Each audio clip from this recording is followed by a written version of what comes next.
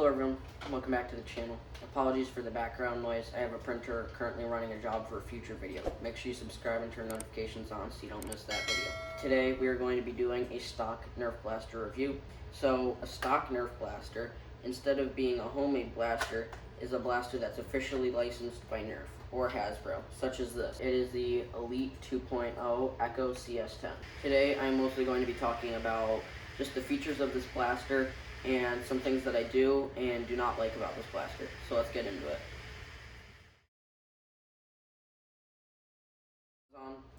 So I picked this blaster up off of Amazon for around $20, and right off the bat we can see it already has that classic Elite 2.0 color scheme with the cyan body and the bright orange accents. So I'm going to talk about this blaster in segments just because of how large it is.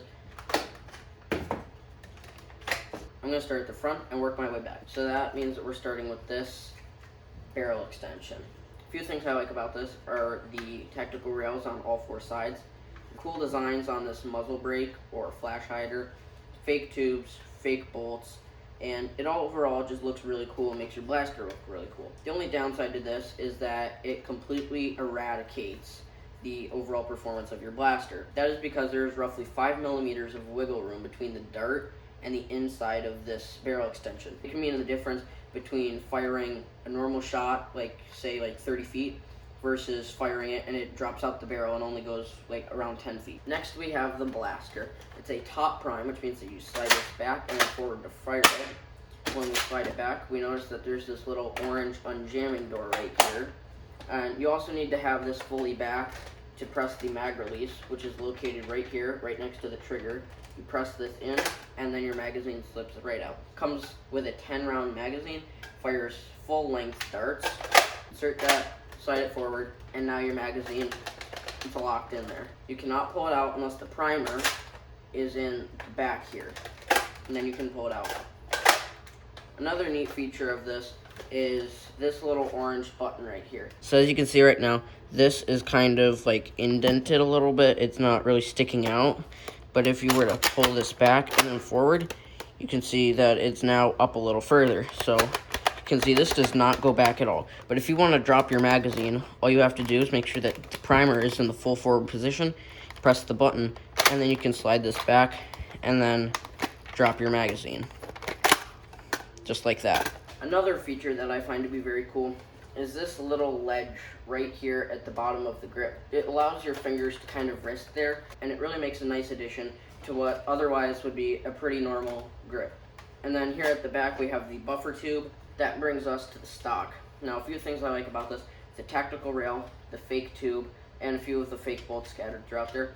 And also that they have an accent color here for the tab right there. A few things I dislike about this stock is, again, tactical rail on top. This top rail up here is pretty pointless. So you can put one of these dart holders on top of here, but it would get in the way when you're trying to shoulder it.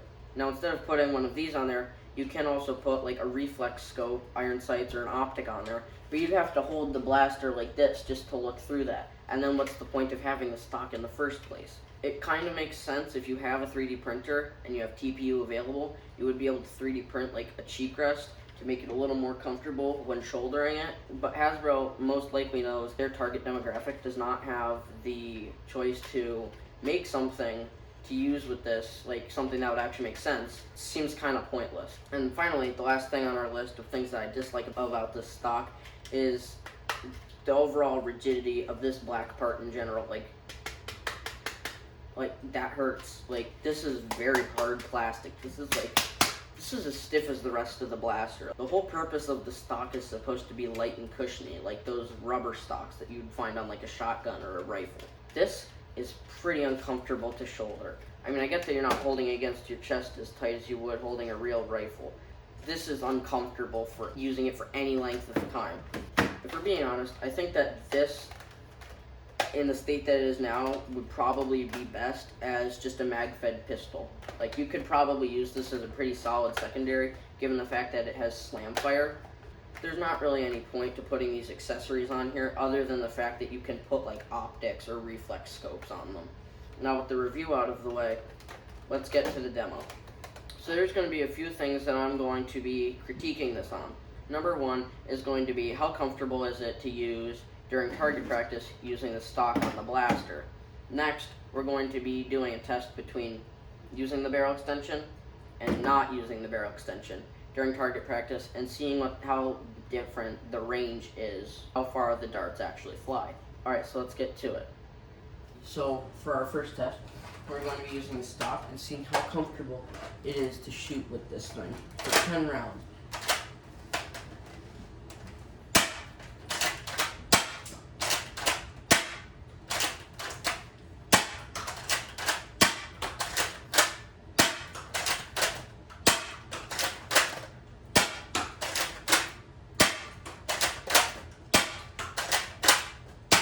So it doesn't necessarily hurt that bad, but it's slightly uncomfortable.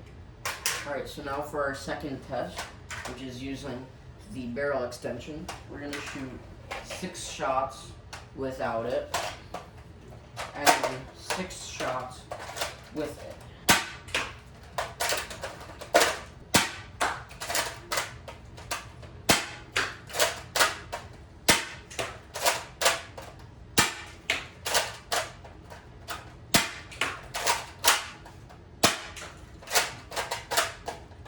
Alright, and that was the last bullet. Now they all flew relatively far. I'd say that's roughly 15 feet. Alright, so I've just reloaded the magazine. I put 7 rounds in each magazine because for whatever reason these 6-round mags can hold 7 rounds. And then we're going to put the barrel extension on. And now we're going to fire all 7 of these. Alright.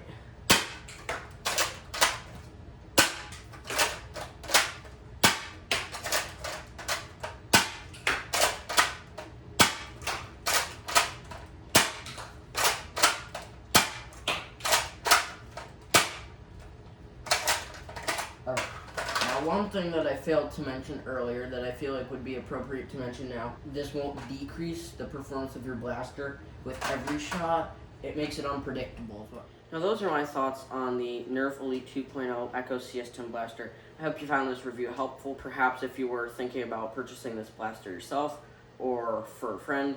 And I hope that you enjoyed this video, and I'll catch you guys in the next one.